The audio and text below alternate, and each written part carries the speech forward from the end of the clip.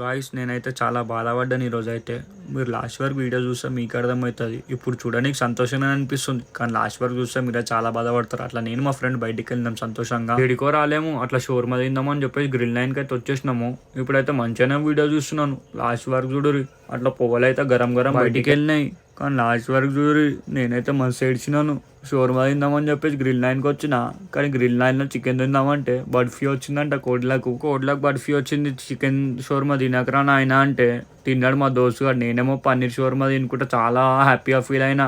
మా దోస్తుగాడు చూడు చికెన్ బర్ఫీ తింటుండు. వద్దురా నాయన జ్వరం వచ్చి వంట తినలేడు. వానికి జ్వరమేమో కానీ నేనైతే పన్నీర్ షోర్మా తింటున్నా. వద్దురా నాయన కోడి లేక చచ్చిపోతామంటే తినలేడు, అయినా కానీ తిన్నాడు.